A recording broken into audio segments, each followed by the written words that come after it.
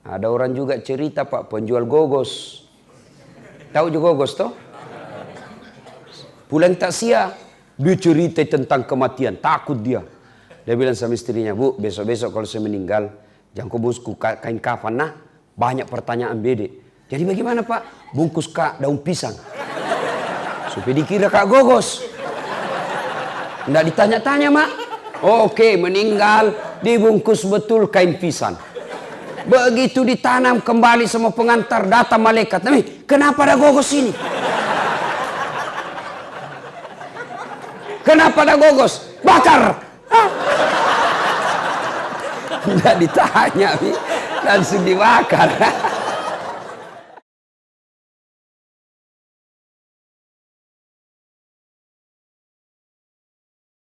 Saya berangkat selesai takziah malam, kira-kira jam 11.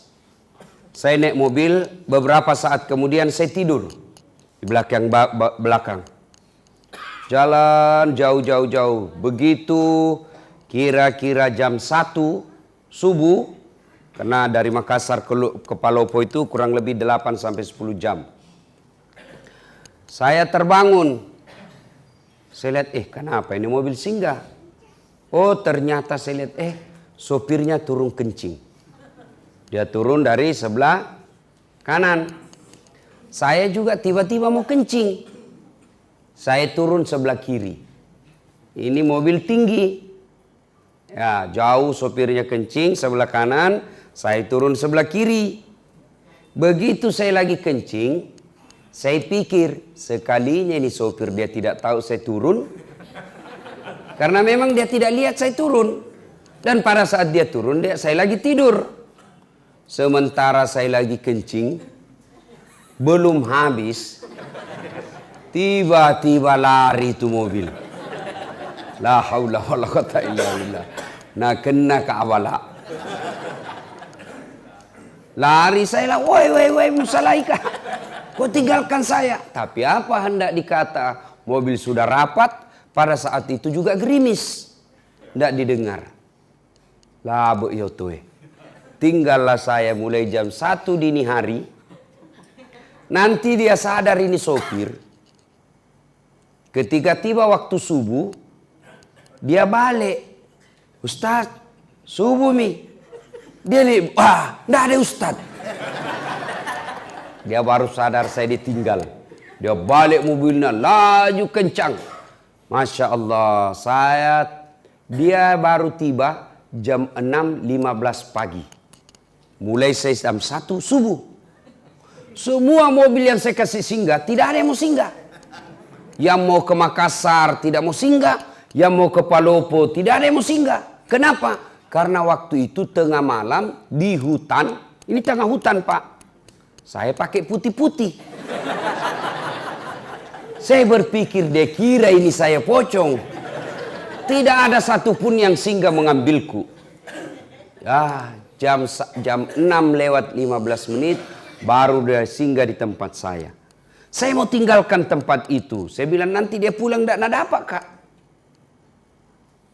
Nah kena tonga bala. Salat subuh lah saya. Basah Pak. Semua basah. Begitu saya sampai. Dia tiba. Saya mau bilang. Saya mau siksa ini orang. Saya mau bawa ini mobil dia. Saya kasih tunggu singgah di sini. Saya bilang juga. Tidak enak juga. Tidak manusiawi. Balas dendam. Saya sampai ke rumah jabatan Palopo. Wali kota Palopo. Tiba-tiba Pak Yudas wali kotanya. Dia bilang. Ustaz. Bagaimana ceritanya bisa kita lupa koporta? Dalam hatiku mak beli si sopir ini. Bohong lagi nih sopir. Ternyata saya bilang bukan kopor saya lupa. Dia yang lupa saya. Ternyata dia lapor ke wali kota. Kenapa terlambat sampai? Karena dia bilang kita balik lagi ke masjid. Lupa kopornya Pak Ustadz. Nah selesai saya ceramah. Baru dia pulang lagi, Pak Wali datang lagi dengan sopir yang sama. Saya bilang, Pak Wali, mohon maaf. Saya sudah maafkan itu sopirnya, tapi tolong jangan lagi dia yang ngantar, Kak. Tapi apa hikmahnya? Setelah itu, honorku dia tambah 2 kali lipat. Dia bilang, ini Ustaz, uang duka cita. Nah, ibu bapak, saudara-saudara sekalian. Saya ambil iktibar, saya ambil hikmah pelajaran dari kisah ini, di dunia ini, di dunia. Apa pelajaran ini? Saya bilang beginilah kisahnya kita kalau kita dikubur. Masuklah kita dikubur. Berharap ada mobil yang singgah mengambil saya. Berharap ada keluarga yang doakan kita. Ternyata tidak ada lagi yang doakan kita. Kita menunggu keluarga mendoakan kita. Kita menunggu anak mendoakan kita setelah dikubur. Tapi apa hendak dikata, tidak ada satupun yang mengingat kita. Basah kuyuplah saya, menderitalah saya. Ternyata mengharap kiriman-kiriman doa, ternyata tidak ada yang mendoakan saya.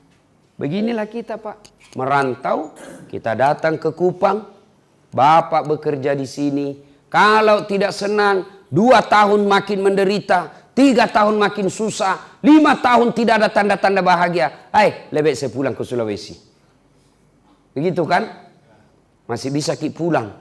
Kerja ki di sini tidak enak, bos tidak bagus, kata-katanya kasar, istrinya enak-enak bicaranya, berhenti kerja, saya balik ke Sulawesi. Iya toh? Tapi kalau bapak masih dikubur, senang tidak senang, tinggal mako di situ.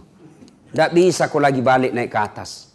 Pun kalau kau balik ke atas maka tidak ada orang mau dekati kau. Wih, pocong-pocong, lari. Nah, ibu bapak, saudara-saudara sekalian, ini hikmah yang paling penting. Ini bapak-bapak yang sudah tua, yang di depanku sudah muka sakaratil maut. Melok kilo kega bos, pasti mati kok. Berapa kali maki antar jenazah? Tuh? 3 yang ngantar kita itu. Bapak coba lihat kalau ada orang meninggal, telu tuh mantar laki. 3 yang ngantar kita. 1, harta. Ini harta keluar mobil, keluar motor, keluar karpet, keluar tikar, keluar semuanya. Begitu kita masuk di kubur, apa yang temani kita? Harta kita yang paling banyak, yang paling kita temani kita. Apa? Kain kafan. Tidak mentang-mentang dia kaya, pakai kain sutra. Tidak. Tidak mentang-mentang dia kaya, kasih tebal dia, kasih macam-macam kainnya. Tidak. Kainnya kain kafan, mulai dari yang paling kaya sampai paling miskin, sama kainnya, kain kafan. Apa minyak-minyaknya? Kapur barus. Iya toh? Tidak mentang-mentang dia kaya, pakai Bulgari, pakai Angelman. Tidak, pakai apa? Kapur barus. Lalu apa yang kita mau sombongkan di dunia ini? Meninggal kain kita bawa. Tidak ada orang mentang-mentang dia kaya, Nabi bilang anaknya, kasih masuk tawa bapak PCD. Supaya tidak bete di kuburnya. Tidak bos. 2, yang mengantar kita masuk, menuju ke alam kubur, apa? Keluarga, anak, istri, handai tolan, sahabat, sepupu, ngantar kita. Tapi begitu kita masuk di kubur, mereka mau masuk. Mana mau itu tak nagoda ibu. Adindaku sayang, kemanapun kau pergi, aku akan mengikutimu.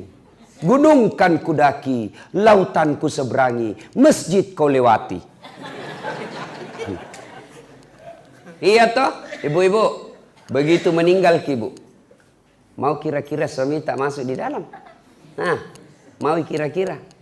Jangankan masuk, kakinya saja tinggal 1 meter, ndak mau. Meninggal ibu, mata kanannya menangis, mata kirinya yang mana gantinya. Coba, ada temanku pergi haji, meninggal mendadak istrinya, masih muda, meninggal mendadak istrinya. Bengkak matanya. Dia bilang, Ustaz, rasanya ndak bisa melanjutkan hidupku ini. Separuh jiwaku hilang, Ustaz. Saya bilang hebat juga ini bapak ini. Barusannya aku dapat laki-laki. Sampai bengkak betisnya. Bengkak matanya. Ternyata beberapa bulan berlalu.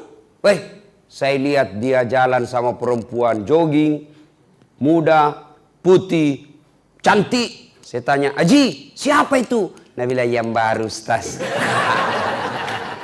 Ayo. Yang ketiga, yang mengantar kita ke alam kubur, amal kebaikan. Inilah yang setia mengikuti kita, baik amal kejahatan maupun amal kebaikan.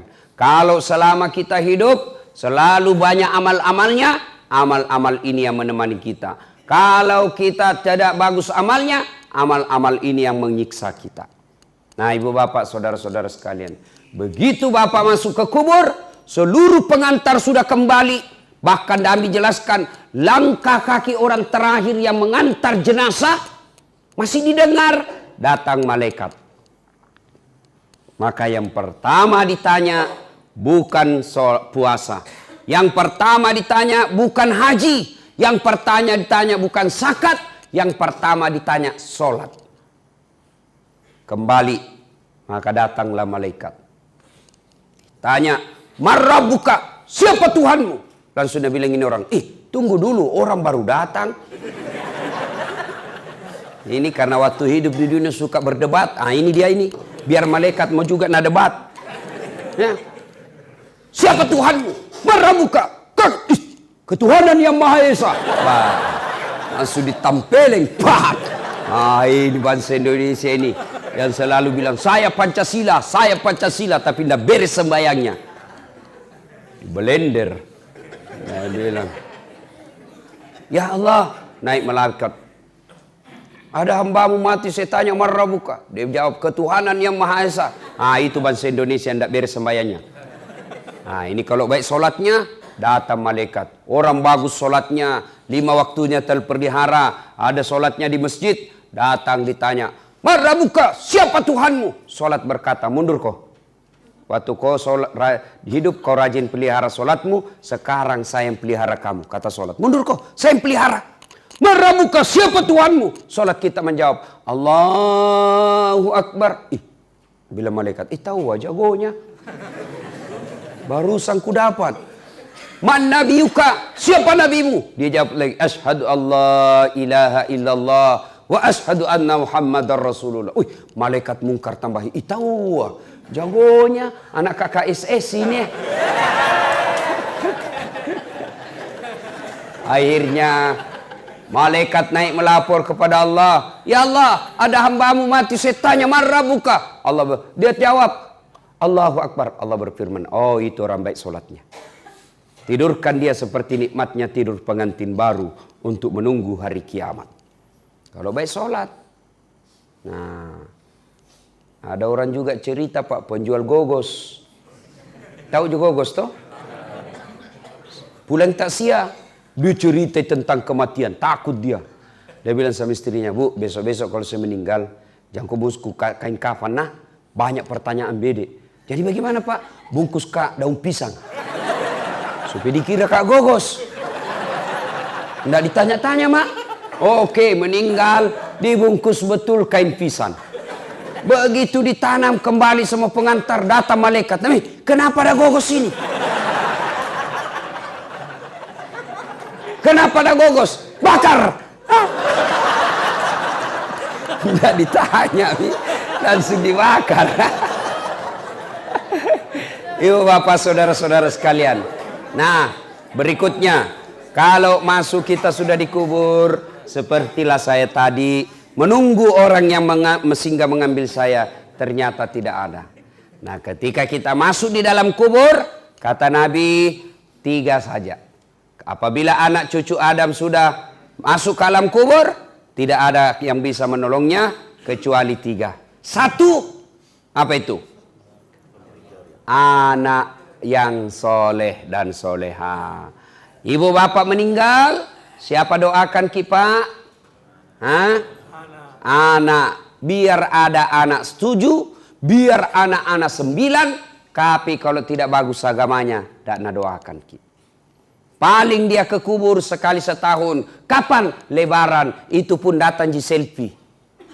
Pegang batu nisannya, nasiram, baru Nabi bilang sama kakaknya, foto dulu samping. Baru update status, goodbye my father. Nah itu mi anak tak kalau terlalu pintar tidak ada agamanya. Ya, anak yang soleh dan soleha, yang doakan kita masuk di alam kubur, Allahumma ghafirli wali walidayya warhamhuma kama rabbayani shaghira.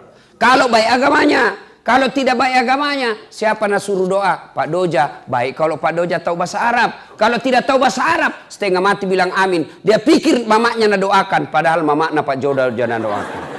Apa Nabi bilang? Allahumma gfirli. Nabi bilang Pak Doja, Allahumma gfirli. Nabi bilang bapak, amin. Wali walidayya, amin. Warhamhuma kama rabbayani saghira, amin. Nakira mamaknya didoakan, padahal mamaknya Pak Doja. Apa artinya itu tadi? Ya Allah ampuni dosaku. Nabi bilang ini bapak di belakang, amin. Siapa ku? Dosanya Pak Doja. Wali walidayya, kedua orang tuaku. Nabi bilang lagi di bapak, amin. Ibu bapaknya Pak Doja. Sudah dikasih pisang sama Uwan, disuruh doakan mamaknya ada doakan. Nah, bapak saudara-saudara sekalian. Jadi yang paling habis waktu. 2 menit lagi. Yang kedua yang bisa menyelamatkan kita setelah anak yang soleh dan soleha, yang kedua adalah amal jariah. Amal jariah. Ya, amal jariah itu berupa apa? 1, pembangunan yang bermanfaat. Bangun masjid, bangun sekolah, bangun jembatan, tanah dijadikan jalanan umum, rumah dijadikan tahfiz Quran, rumah dijadikan rumah imam. Itu amal jariah. Amal jariah yang ketiga, setelah pembangunan anak soleh, pembangunan yang ketiga apa? Ilmu yang bermanfaat. Nih dengar ceramah saya, save, sebar, like and share. Jangan lupa kasih subscribe. Kalau bapak-bapak dapat ilmu, WhatsApp, broadcast, itu setan menggoda. Jangan ku sebar. Nanti dia bilang korang so alim. Itu setan. Sebarkan saja kebaikan. Kalau gambar-gambar porno, selama gambar porno itu yang kau edarkan beredar, selama itu kau dapat dosa meskipun engkau sudah di alam kubur. Termasuk ibu-ibu, bapak-bapak, saudara-saudara yang sebarkan foto-fotonya yang kelihatan auratnya, maka selama beredar itu fotomu yang kelihatan auratnya, selama itu kau dapat kiriman dosa. Ibu bapak saudara-saudara sekalian, karena waktu yang terbatas saya harus ke bandara. Tidak mungkin tunggu kat pesawat, saya bukan presiden. Demikian.